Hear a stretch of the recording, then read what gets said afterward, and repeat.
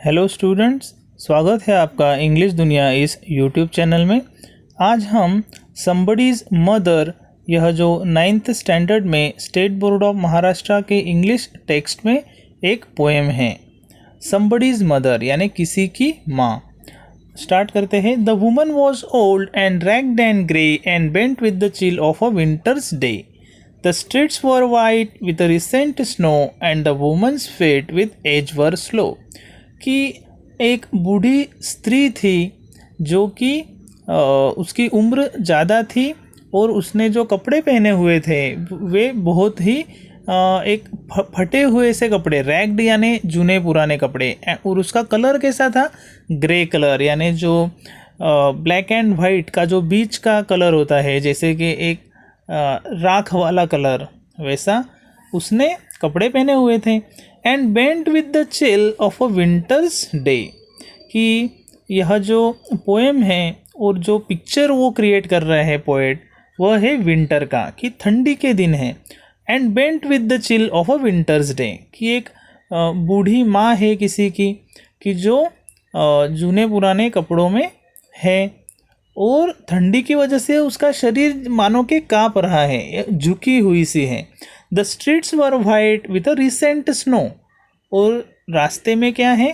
थोड़ी सी बर्फ़ भी गिरी हुई है, वाइट, ठीक है, वाइट कलर है बर्फ़ का। The streets were white with a recent snow and the woman's feet with age were slow, कि बूढ़ी स्त्री है और उसकी जो स्पीड है चलने की वो भी उसके वजह से क्या है? स्लो है, क्योंकि ठंडी के दिन है।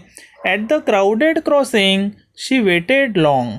क्राउडेड क्रॉसिंग, कि वो जहाँ पर एक क्रॉसिंग रोड होता है जहाँ पर हमेशा गर्दी पाई जाती है, तो ऐसा जब क्रॉसिंग आया तो वहाँ पे वो स्त्री जो थी, कि जो किसी की माँ, ऐसा वहाँ पर मेंशन किया है, वह वहाँ पर रुक गई।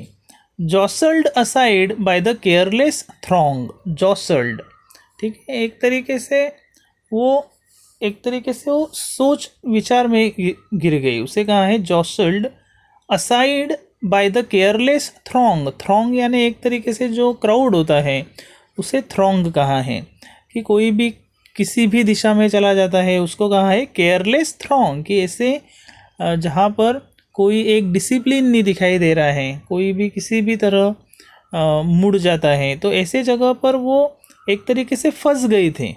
ऐसे अब कैसे जाना चाहिए, क्योंकि वो बूढ़ी स्त्री है। Of human beings who passed her by, कि एक तरीके से केयरलेस थ्रॉन्ग है, कि वो तो उसकी केयर करेंगे नहीं, तो उसके वजह से वो वहाँ पर रुक चुकी है। Of human beings who passed her by, और बहुत से लोग उसके आसपास से गुजर रहे हैं। Unheeding the glance of her anxious eye, कि यहाँ पर पोएट बताना चाहते हैं कि किस तरीके से उसके तरफ किसी का ध्यान ही नहीं है, वो बेचारी चिंतातुर है। एंशियस आई, एक 70 ईयर क्रॉस कर लिया हो सपोज, कि जिसे ओल्ड कहा जाता है, तो ऐसी कोई स्त्री है और वो ऐसे गर्दी की जगह पर आई है और ठंडी का दिन है, जो ऑलरेडी झुक चुकी है, उसका शरीर एकदम से थक चुका है, और जो गर्दी का माहौल है वहाँ पर वो बेचारी रास्ता क्रॉस करने की कोशिश कर रही है, मगर उसके तरफ किसी का ध्यान नहीं है। Down the street with laughter and shout, glad in the freedom of school her school let out, कि down the street with laughter and shout, कि एकदम ऐसे हंसते हुए चिल्लाते हुए बाहर निकल आए, ठीक है। Glad in the freedom of school let out came happy boys, कि एकदम ऐसे वो स्वतंत्र, एकदम एक जो बच्चों में जो गुण होता है फ्रीडम, ठीक है, वो एकदम खुश थे वहाँ पर, और वो बच्चे स्कूल से निकल आए बाहर। Came happy boys like a flock of sheep, कि यहाँ पे सिमिली यूज़ किया है, कि उनका एक झुंड था बच्चों का, जैसे कि फ्लॉक ऑफ शीप होता है, भेड़ी का जो भेड़ होती है उनका जो एक फ्लॉक होता है, उसी तरीके से। Hailing the snow piled white and deep. Hailing the snow यानी फेंकते हुए, वो ऐसा हाथों से उसको ऐसा मार रहे होंगे, फेंक रहे होंगे। हेलिंग द स्नो पाइल्ड, कि जो जम चुकी थी बर्फ़, उसको भी वो हाथ लगाते हुए उसको फेंकते हुए आगे बढ़ रहे थे। वाइट एंड डीप, कि जो एकदम जम गया था रास्ते पर, बर्फ़ का ढिगारा। Past the woman so old and grey, कि उन्होंने उस वुमन को यानी पीछे छोड़ दिया, पास्ट, वो उसके सामने से निकल गए। Hastened the children on their way, वो बच्चों का भी उस बूढ़ी औरत की तरफ ध्यान नहीं गया, एकदम वो घाई गड़बड़ में वो आगे निकलते जा रहे हैं, क्योंकि बच्चों का नेचर तो ऐसा होता है कि वो उनके इसमें वो एक उनका जो स्टेट ऑफ माइंड रहता है, दे जस्ट एन्जॉय, कि वो बरसात का जो एक माहौल है, रास्ते में उनको ऑलरेडी स्नो दिखाई दे रहा है, तो उसके साथ वो थोड़ा सा खेलते हुए चिल्लाते हुए निकल गए। None offered a helping hand to her, और किसी ने उसे मदद का हाथ नहीं दिया। So weak and timid afraid to stir, कि जो बूढ़ी महिला है, यहाँ पर स्त्री है, वो तो एकदम कमज़ोर दिखाई दे रही है, उसकी उम्र हो चुकी है, वो डरी हुई भी है। एफ्रेड टू स्टर, वो कुछ कर नहीं पा रही है, डरी हुई सी है।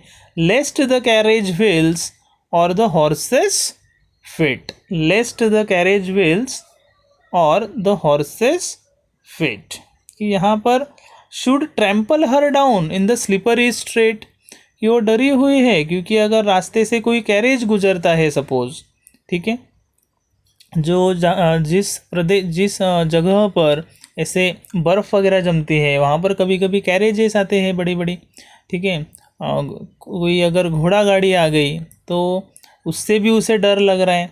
Should trample her down in the slippery street, कि उसे डर है कि कहीं उसे कुछ धक्का न लग जाए किसी का, और वो गिर न जाए, स्लीप न हो जाए।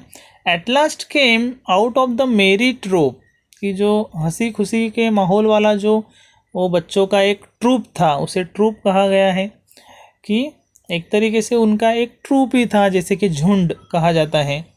तो उनमें से ही क्या हुआ, the guest boy of all the group, कि जो सबसे एक उम्दा हुआ सा, जो सबसे समझदार बच्चा था। He paused beside her and whispered low, कि वो रुका उस बूढ़ी महिला के बाजू में, और उसने कुछ कहा। I will help you across if you wish to go, कि मैं आपको मदद करूँगा अगर आप चाहती हो तो। Her aged hand on his strong young arm, कि उस बूढ़ी महिला का जो एक बहुत ही उसकी उम्र हो चुकी थी, उसने उस बच्चे के आर्म पर, कंधे पर उसका हाथ रखा, कि जो बहुत मजबूत था। वो बच्चा तो छोटा था, मगर अभी वो स्कूल का बच्चा है, ठीक है, तो उसके उस आर्म को मजबूत बताया गया है। तो यहाँ पर पोएट क्या कर रहे हैं, बूढ़ापा और जवानी, इसमें एक कंपेयर कर रहे हैं, कि जैसे कोई 15 साल का बच्चा होता है तो वो कैसा एक खिलखिलाता हुआ उसका जीवन होता है, और एक मजबूती के साथ उसको कंपेयर किया है पोएट ने। और यह जो महिला है ये कैसी हो गई है, अभी वो एक तरीके से थक चुकी है, उसकी उम्र हो चुकी है। Okay, she placed and so without hurt और हार्म, शी प्लेस्ड, उसने उसका हाथ रखा, एंड सो विदाउट हर्ट और harm he guided the trembling feet along, कि उस बच्चे ने उस बूढ़ी महिला को अच्छे से रास्ता दिखाया, कि उसके जो पैर थे तब काँप रहे थे, ठीक है। Proud that his own were young and strong, कि उसे भी अच्छा फील हुआ कि जब कोई इंसान होता है, ठीक है, जो नौजवान है, और जब किसी बूढ़ी महिला को, बूढ़े शख्स को मदद करता है तो कैसा प्राउड फील करेगा। तो उसी तरीके से यहाँ पर बताया गया है कि वो खुद पर प्राउड फील कर रहा था।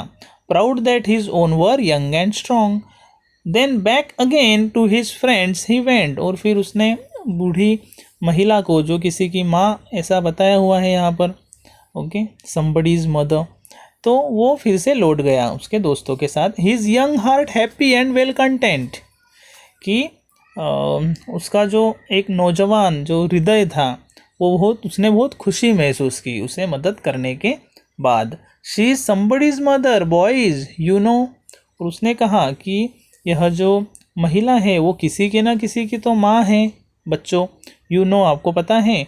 For all she is aged, और अभी उनकी उम्र हो चुकी है, एंड पुअर एंड स्लो, और वो बेचारी गरीब महसूस हो रही है, अभी उनकी जो चलने की स्थिति है वो भी स्लो हो चुकी है।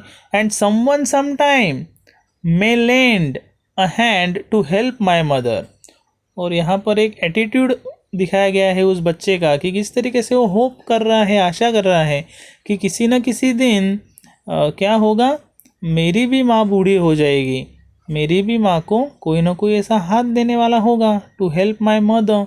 यू अंडरस्टैंड, आप समझ रहे हो कि आज मैं अगर किसी की बूढ़ी माँ की मदद करता हूँ कि जो बीच चौराहे पर लड़खड़ाती हुई खड़ी है, जिसकी उम्र हो चुकी है और वो थकी हुई सी है, और ऐसे समय में कोई भी उसको मदद नहीं कर रहा है और वो चिंतित है, तो ऐसे समय में अगर मैं उनकी मदद करता हूँ तो वो किसी की न किसी की तो मदर है, माँ है, और आने वाले दिनों में मेरी भी माँ जब बूढ़ी हो जाएगी, ठीक है, तो somebody will be there to help her. तो इस तरीके से यहाँ पर एक लॉ ऑफ कर्मा के बारे में भी हमें पता चलता है कि किस तरीके से वो जो बॉय बताया गया है वो सोच रहा है कि आज मैं अगर ये करता हूँ तो आने वाले दिनों में मेरी माँ को भी कोई मदद करेगा। If ever she is old and poor and grey and her own dear boy so far away, कि आज यह जो मदर है इसका खुद का जो बच्चा है, बेटा है, वो आज शायद कहाँ काम में होगा, वो बिज़ी होगा, ठीक है। उसी तरीके से कि if ever she is old and poor and grey, कि आज अगर मैं नहीं रहता हूँ आने वाले दिनों में, ठीक है, अगर उसका खुद का बेटा नहीं रहता है उसे हेल्प करने के लिए, वो बूढ़ी हो जाने के बाद, क्योंकि वो कहाँ और रहेगा, दूर रह रहा होगा कहाँ पर, तो ऐसे समय में कोई ना कोई मेरी माँ को मदद करने के लिए रहेगा, ठीक है। somebody's mother bowed low her head in her home that night, और फिर जो somebody's mother है कि उसने क्या किया, उसका सिर झुकाया। in her home that night and the prayer she said, फिर वो घर पर गई और उसने एक प्रेयर, जिसे प्रार्थना कहते हैं, प्रार्थना उसने कही। she said was God be kind to that noble boy, कि हे भगवान, हे ईश्वर, वो जो बच्चा है जिसने मुझे मदद की, कि जो बहुत ही नोबल यानी एक उम्दा हुआ सा इंसान, कि जो बहुत ही मैच्योर्ड था, अच्छा था, noble boy, who is somebody's son and pride and joy, कि हु इज़ समबडीज सन, कि वो किसी का ना किसी का बच्चा है, ठीक है, लड़का है, एंड प्राइड एंड जॉय, और उसने जो आज काम किया उससे मैं एक गर्व महसूस कर रही हूँ और मुझे बहुत ही आनंद है। तो इस तरीके से यह जो पोएम है, यह पोएटेस जो है मेरी डॉ ब्राइन इन्होंने लिखी है। बहुत ही अच्छी पोएम है। इस पोएम में हमको पता चलता है कि किस तरीके से एक सोशल रिस्पॉन्सिबिलिटी को यह दर्शाती है कि हर एक के जीवन में एक ऐसा मोमेंट आता है तब हम देखते हैं कि somebody is in need of us, कि किसी को ना किसी को हमारी मदद की ज़रूरत है तो हमने मदद करना चाहिए।